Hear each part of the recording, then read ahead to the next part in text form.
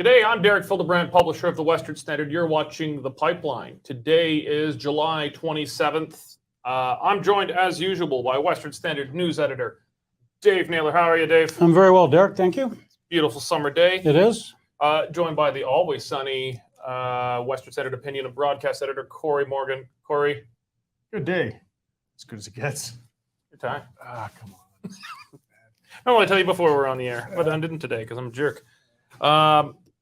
So we've got a good show. We're going to discuss some of the stumbles the Danielle Smith campaign has had for the UCP leadership. Her kind of frank talk coming from a talk radio background. Refreshing to some, but opens you up to a lot of errors. None of us have ever said anything that we regret on live broadcast, have we? No. No? Unheard of. No. Okay. Also, Stephen Harper endorses Poilievre. Big moment in the federal Conservative leadership campaign, or is it really going to make any difference at this point? Speaking of making a difference, the Conservative Party of Canada says it's going to hold a third official debate, and a lot of words being had about not wanting to have words. Is Skippy going to skip the debate? That's what it looks like, and possibly Leslie Lewis as well. Big fines that would come with that. But no candidates are skipping the first official Alberta United Conservative Party debate that is taking place tonight. And we're also going to talk about an unofficial debate the Western Standard is holding. We're going to have a front-runners debate, and we're going to talk about how that might shape up with kind of the three big candidates. And much to the delight, I'm sure, of many of you, an Ontario judge has absolutely ripped a justice of the peace who is not a judge. In fact, I'm told not even a lawyer, who denied Tamra Leach bail, locked her back up. Tamra Leach, I'd say she is the lockdown champion. She's been locked up and let out of lockdown more times than anyone in Canada. So she's back out. And boy, did the judge have some words for the shoddy ruling that put her back behind bars. Before we get started, though, we want to thank my favorite sponsor, the Canadian Shooting Sports Association. The Canadian Shooting Sports Association is on the front lines defending your right to own and use firearms safely in Canada. These guys are working with the politicians and bureaucrats, crafting smart and reasonable firearms legislation. And even more importantly, at least to me, is that they're out there educating Canadians on the need for smart firearms legislation, not this knee-jerk stuff that you see from the federal government all too often. They're helping to educate Canadians on reasonable firearms legislation. Taking firearms away from law-abiding gun owners clearly doesn't do anything to reduce gun crime. They're trying to get the government to focus on things like smuggling of illegal firearms, which is almost entirely where all the firearms used in Commission of Crimes in Canada come from. Without the Canadian Shooting Sports Association, we probably have lost all of our gun rights long ago. So these guys are doing the best they can, and they're absolutely critical to the rights of firearms owners. So if you are a firearms owner and you're watching or listening to this right now, go on your computer, go to cssa-cila.org and sign up. Become a member of the Canadian Shooting Sports Association. I've been a member for over a decade because I trust them to defend my rights as a firearms owner. All right. So let's bring it to Alberta here. Danielle Smith has been, I think, setting the agenda of the leadership campaign so far. It's fair to say the Sovereignty Act in particular, but a few other things that she's done on banning lockdowns. It's really set the agenda, and it's kind of meant that all the other candidates are more or less responding to her and taking other positions, all in a spectrum relative to her. And she's had an interesting campaign style. She's doing the meetings in small towns and stuff like that, coffees and that. But she's also seemingly not stopped being a radio host. And when she quit the radio, she came to the Western Standard for a few months and continued with a talk show there. I thought that was the end of her talk show days. She's not. It's got her in some trouble, Dave. It has. She was sort of doing a talk show with a naturopath. Is that what they're called? And they are a recognized practice in Alberta. There's nothing wrong with naturopaths. But she got herself into trouble when she was talking about cancer. And what she basically said was, what she did say was that if you've got stage 4 cancer, basically everything that led up to it was your fault. and you could have taken better Well- care of your body. And, Well, that's how it was and- interpreted. Well, I and think that- that's how it's interpreted. yeah. That's not what she said. She Yeah. said that you're in control of things. You're in control. up until that point. I don't think she said it's Think- your think- fault, but it's been interpreted by some. yeah, like that. things like your diet and exercise and all that sort of stuff. And by the time it becomes stage 4, she pointed out just how expensive it's become, both in terms of hospital care and the effect that care has on your body with chemotherapy and all that. But it was within minutes that this went out, Derek. That little clip that was it 4 words, Corey? I think you said it was. Basically, that was the parts that killed it. Was the completely in your control. And when you see completely, it makes it sound rough for interpretation. And there was some really angry responses. People were saying, my child got cancer at 4 years old. How is that her fault? My uncle died of pancreatic cancer. He didn't ask for it. So it was really a very, very vicious backswing against her. And not only by every single one of her opponents came out against it. The NDP certainly came out against it. Their leader, Rachel Notley, in a very strong statement, denounced Smith. Smith fired back by basically saying, you guys are all having misinterpreted me and you're using it for political and cancer is not something that we should be doing in that way. But when you're the front runner, you're going to take shots. But I think in this case, it was self-inflicted. So I suppose there's 2 ways to look at this. There's the most charitable interpretation, which would be she poorly delivered an otherwise reasonable point that we can be doing more for prevention and wellness, because she's talking to a naturopath, and I think this is largely about preventative health care. So taking it, I think the more charitable interpretation is that she poorly expressed the point that we need to put more emphasis on preventative health care so that you don't get to stage 4 cancer. The less charitable interpretation, and shocking that someone's political opponents are not going to take the most charitable outlook, is that she blames you for cancer. Everyone's responsible for cancer. I don't know. Is one side closer to the other here? Because I think at the very least it was a poorly delivered point. It was awkwardly put out. And I honestly think that she meant, mitigation measures, preventative, wasn't out there to try and blame victims. I mean, come on. It's, we know Danielle, she's not an evil monster. I mean, people might think she might not be an appropriate leader, but she's not a psychopath. And that's what it would take to blame cancer victims. But they pounced. It's, as I said, that's a risk she has. If you listen to a lot of her talk radio, what was interesting is she mentally meandered. That's what she'd do. She'd just kind of speculate and talk and go on. But the risk of that is the more word salad you throw out there, the more that somebody can clip out a piece and shoot it at you. And, you're just giving more and more potential ammunition. And being a perceived front runner, they have been watching her like a hawk to find something just like this to distract from the narrative she's been leading all this time. And they took it and ran with it, and it's been effective. And she's going to have to reevaluate it. It's kind of, as I said the other day, it's just that she's taking radio host skills and trying to apply them to a political campaign. And you got to be a little more cagey. You can't just go off the cuff, or you see what happens. Well, I think it's a risky way. It's an interesting way to campaign. I've never seen someone continue. Maybe it's been done before. Bill Aberhart, when he ran for premier in like the 30s, he kept his Bible Bill radio hour or whatever it was called. But when you're doing interviews, it might not be fair, but the implication is that you're also responsible for what the guest says, and that's not fair in actual media. But as soon as you become a political candidate, the rules change, and I think she's taking the tactics of one profession and playing with them in another. How dangerous do you think this is? Do you think she's able to continue with these? I think it's refreshing for a lot of people that it's a good exchange of ideas and whatnot, but it's fraught with danger when you have that kind of open dialogue. It's extremely dangerous, Derek. I mean, because you have to control the guest, right? If Corey's got a guest and the guest spouts out something stupid, Corey's going to take the blame because this happened on the Cory Morgan Triggered show.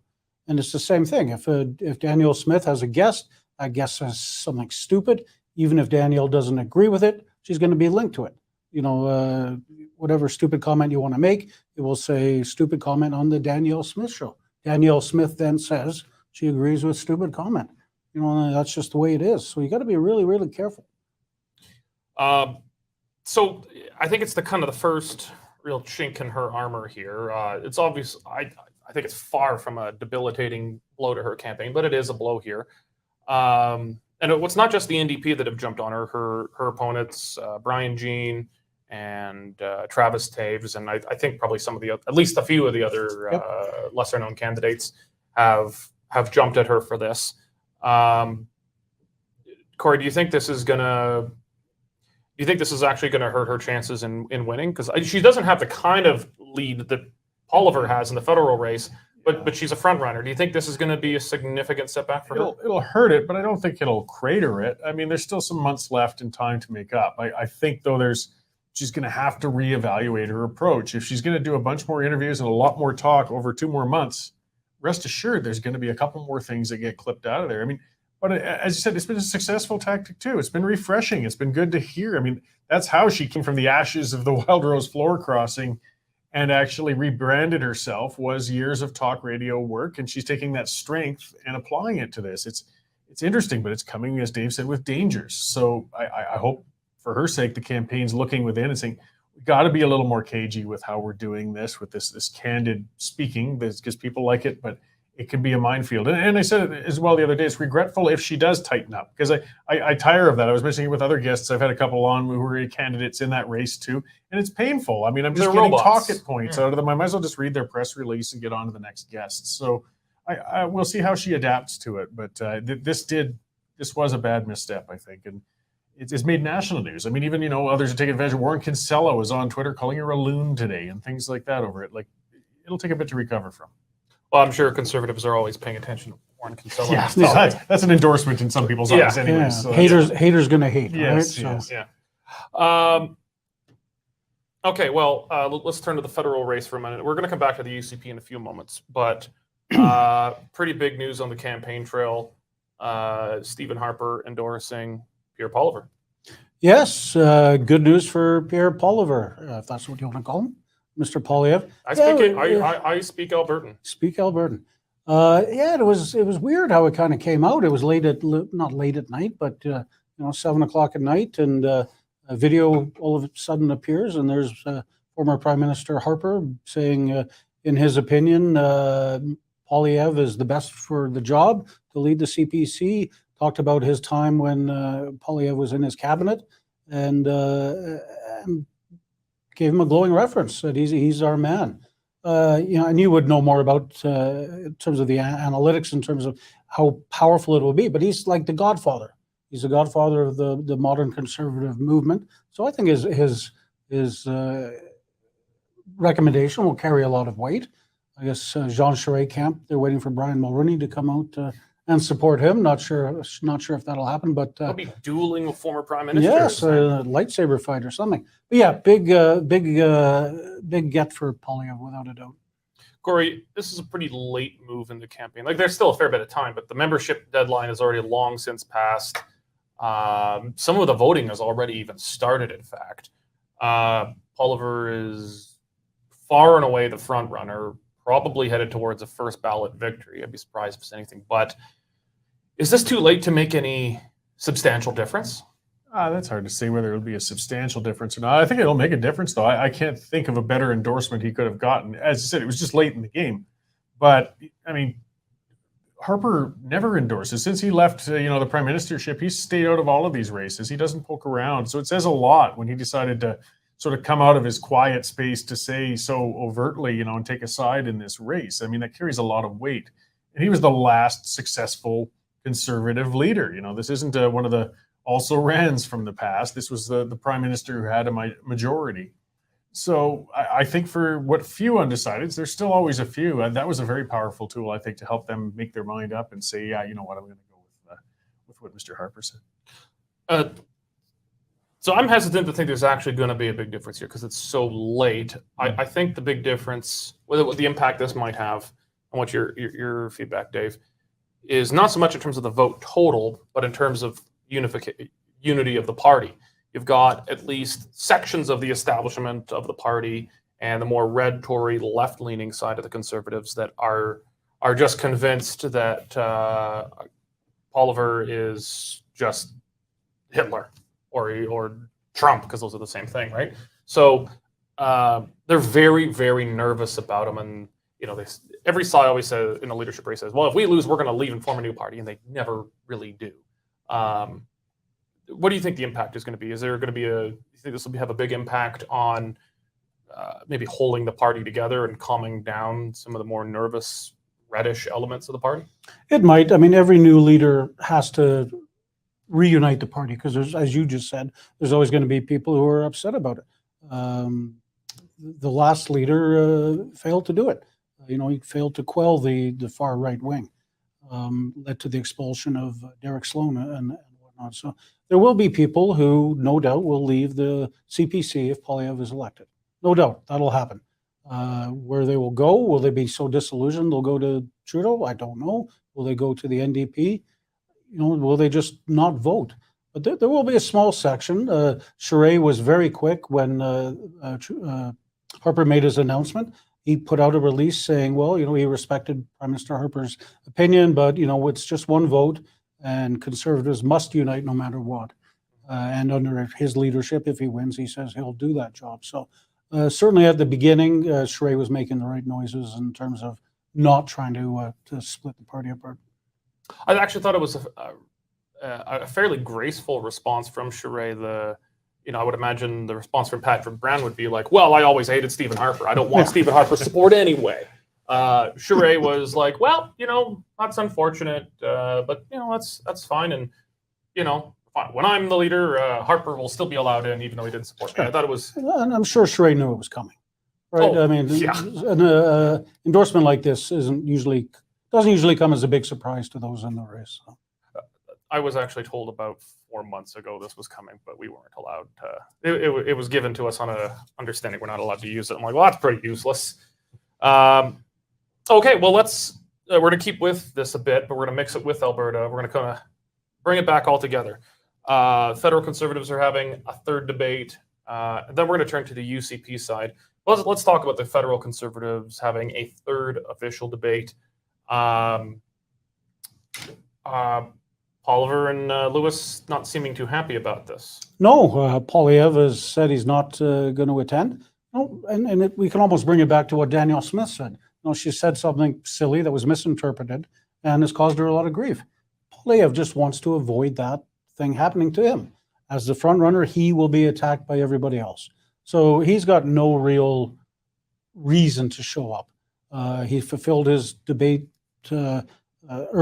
obligations earlier. This was an added one. He says he's not going. Leslyn Lewis today basically said she's not going. She just hasn't come out and said it yet, but she's hinted strongly. Both of them are going to face $50,000 fines. So what they're going to be left with is the same three candidates that we had at our Western Standard Leaders debate just a couple weeks ago. And, you can go back and view that. You don't have to do it again. Tory party members, just go back, watch ours. It doesn't do anybody any good because you're dealing with people that don't have a chance to win. I actually thought, obviously, we thought that there was a need for another debate, especially a Western debate, because the French debate always panders to Quebec. The English debate is just kind of everybody else, 75% of Canada.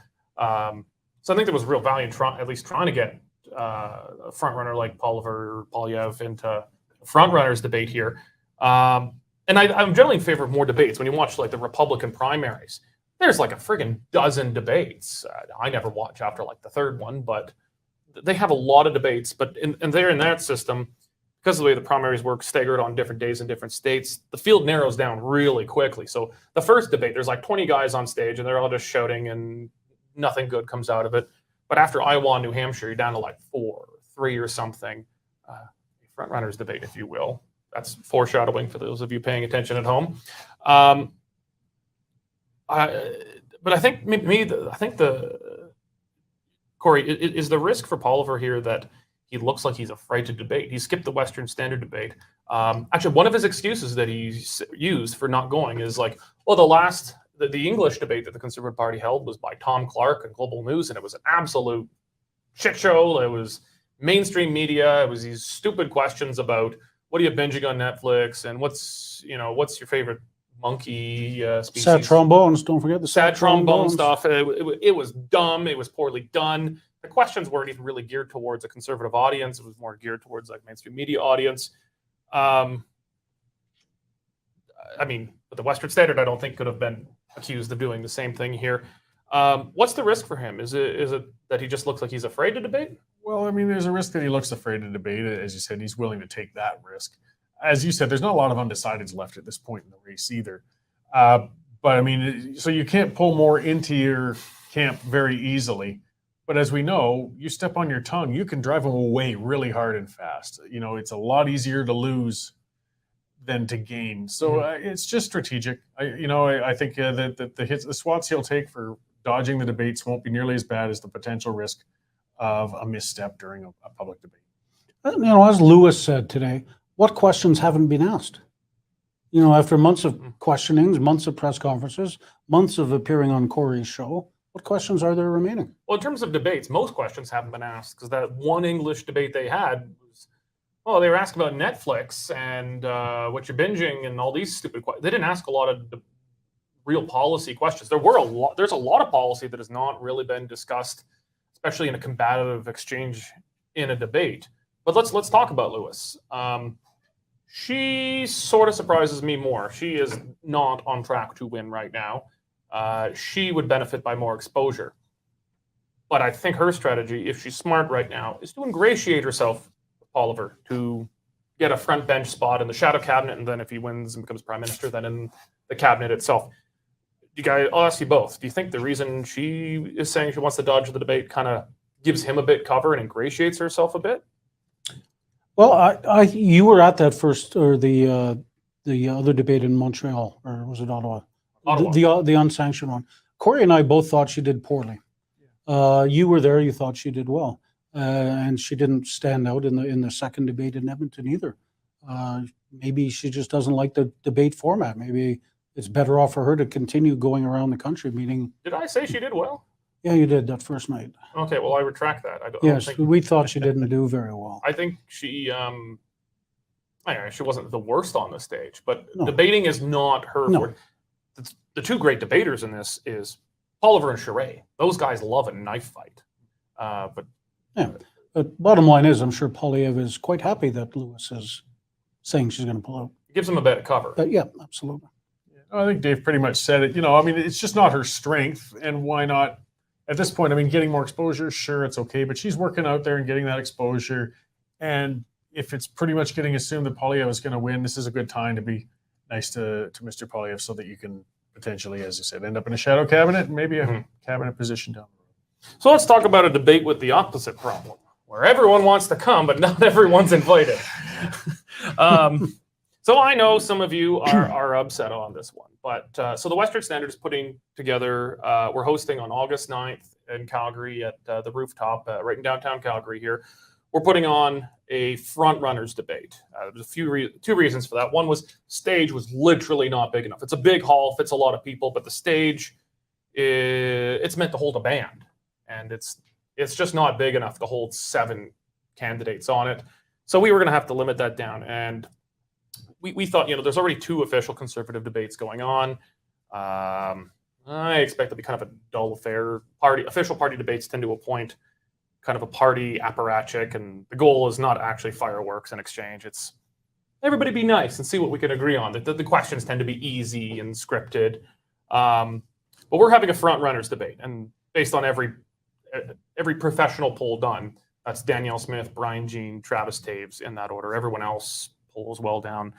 I know that some of our viewers and listeners were upset that Todd Lowen's not on, and I really didn't like him not being on either, because I've known Todd a long time. He's a solid guy. I know a lot of Western Standard folks like him, but he just was not polling high enough. And the Western Standard's poll on our website is not a scientific poll. That is a poll of Western Standard readers, and particularly when the Lowen campaign told everyone to go onto there and click on Todd 10 times.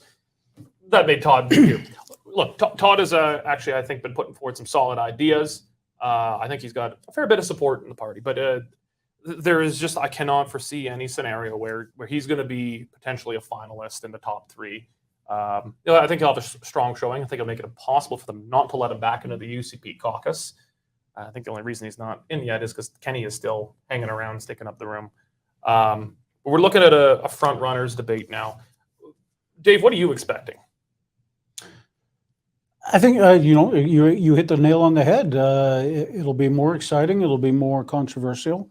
The party debates tend not to draw out the differences in the anger, the emotion. There is none of that. When you've got everybody involved, 7, 10, 28 people, whatever it is, running, and they're all trying to get in, they can't be heard. You can't get a good point across. You focus on the top three. Some of them in the Leger poll were polling 0, right? Like 0. They literally didn't have a single respondent No. to give them even like a point something. No. They had literally, I think that 0. was Rajan, Sani, and Leela here polled 0. 0. Todd did poll above 0. Todd 2%. polled 2%. Okay. And so it was Danielle 22, Brian 20, and Travis 15.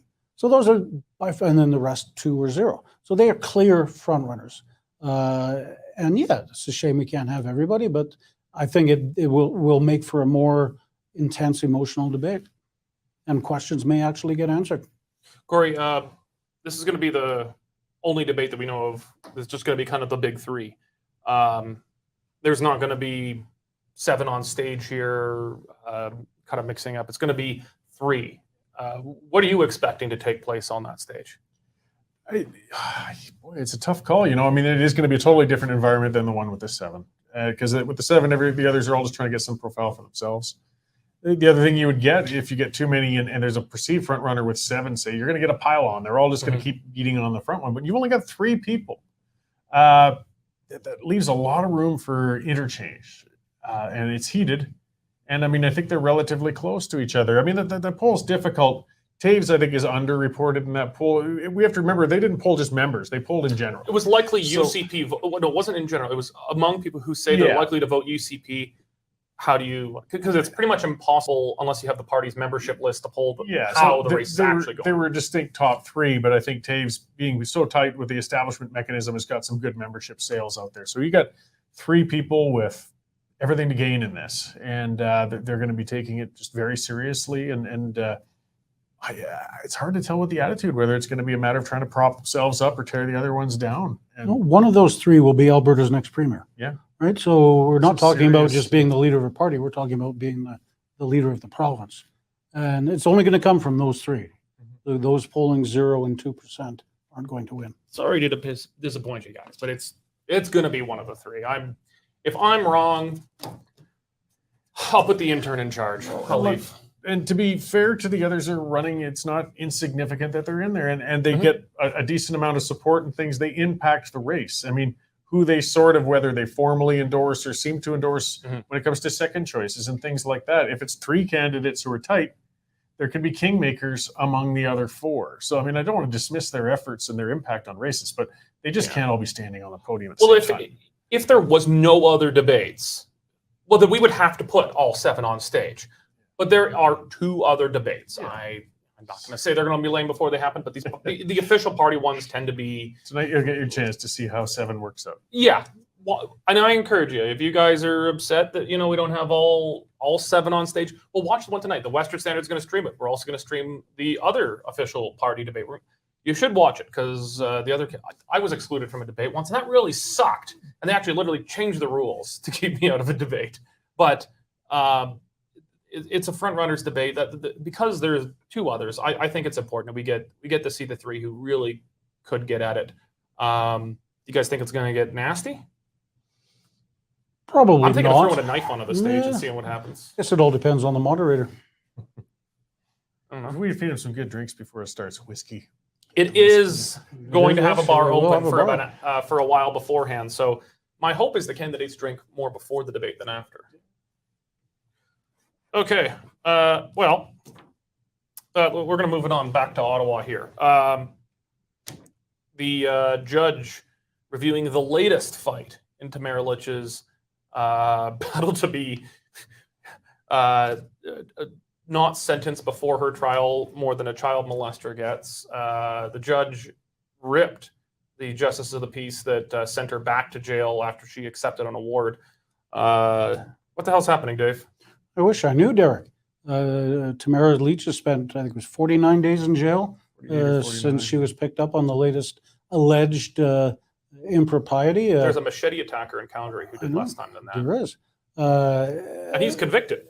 A justice, like a week after she was arrested, she was brought in for a bail hearing. A justice of the peace who is not a lawyer, so he must have been appointed to the job. I wonder who appointed him. Exactly. Well, to be fair, that's a provincial appointment through a bureaucracy, but still. Yeah. So he said Tamra was obviously a risk to society and through her said denied bail. So then it worked its way through the system to a Superior Court judge in Ontario this week who looked at the JP's decision and said ridiculous. Basically said freeing Tamra Leach is not going to bring the reputation of justice into disrepute. And he finally let her out under the same bail conditions that she was out before. And those conditions were already ridiculous. She's they not were- allowed on social media. She's not Yep. allowed to talk to the press. Yep. And she was basically arrested by Ottawa homicide detectives who flew out there because she posed for a picture next to somebody who she shouldn't have been associating with, for that 3 seconds. So, I mean, it is perhaps the most ridiculous court case in Canadian history. She's now free. She's walking the streets. I don't know about you, Corey, but I'm feeling I don't feel unsafe. I'm not looking No. behind my shoulder. I'm not sleeping with a knife under my pillow because she's out. The whole thing's ridiculous. The whole thing's a fiasco right from the start. yeah, I mean, the judge made it clear and he distinguished, there's some big differences. And I'm watching the online debate. I'm not a lawyer, but I mean, it forces me to study and learn some of these things. And there's quite a difference between a bail hearing and her trial. And the JP was, that's their job. Yes, you can look at a bail hearing because you're looking at one narrow thing. You're not looking at the whole encompassing works. And that's a lot of what Judge Goodman spanked the JP about and the prosecutor, saying, look, you're trying her. You're bringing up evidence about the protests and stuff. That's for her trial. We're here to talk about the bail violation. We're here to talk about whether she presents a risk to society and things like that. And she clearly does not. And he did say in a very diplomatic way, good language, but of, 2 Superior Court judges have found she should be out. 2 justices of the peace are what kept her in. This is why kind of the real judges should step in on this one. You even learned Latin, didn't you? Speak it to me. I forgot that word already. It says it was a mens rea. Mens rea. Yeah. Yes. Actus reus, all these things. Well, I think the next time Ottawa sends federal police to Ottawa, we should put people in protective custody. We should refuse to hand people over to Ottawa if we feel that it's not reasonable. They would have come and get a murderer, and we agree this person's a murderer. Take them, but let's treat it like extradition to another country. I don't think we should be allowing Ottawa police officers in here to come and arrest our citizens who have done nothing wrong. You may have to vote for Danielle Smith then. Wow. But that's some of it. Sovereignty Act. Was just and that's what that mens rea was about, though, was talking about whether she even knowingly infringed on her bail. Yeah. And the conditions were ridiculous. But I mean, the They were conditions, ridiculous. Yeah, they were we're crazy to saying begin with. you can't get together with these guys and organize another protest. That's kind of what they're saying. Yeah, it's not saying someone can't come up and mug a picture with you when you're receiving an award. Yeah, it was ridiculous. And this is a grandmother who probably hasn't had a speeding ticket in her life and knows more about the Canadian prison system than most people. Well, and the judge also pointed out, he said that this woman with no criminal record on these charges, that she's already served more time than she's likely going to get, even if she's found guilty on these charges. I think that the prosecutor and cop, if she's sentenced for less time than she already served, the cops and prosecutors should do the time. I like that. They should have to do the time. Because this is just absolutely criminal. Well, and in the Canadian system, it's 3-1, I believe, is what they give you if you're serving time in remand. So she's already got the equivalent of 120 days in the bank on this thing. You know what? I see at the end of the day a very credible case for malicious prosecution and a big lawsuit, and hopefully she wins. Grandmother with no criminal record, small town, Métis, organized against an injustice from the government. Under any other circumstance, she would be put on a coin and given a CBC documentary. Well, maybe in a generation she will. I don't know about the CBC documentary. Well, hopefully we won't have a CBC. Yeah, CBC will be long gone. It'll be the Western Standard documentary after we're dead or retired. Okay, gentlemen. Well, thank you very much for joining us. And thank all of you. If you're not yet a member of the Western Standard, please go to westernstandard.news. You could sign up. We've got great promotions on. You can try it for almost free. It's like $1 to try it for a week if you're not yet a member. That'll give you unlimited access to all Western Standard content, and you'll be supporting independent, bailout-free Western media. If you want there to be media that doesn't take money from the government in the big media bailout, you need to support independent media. So check it out. We guarantee you're going to love it. We've got reporters right across Canada, particularly in the West here, and we think we're going to give you good value for your money. So go to westernstandard.news and sign up now. Thank you very much for joining us today, and God bless.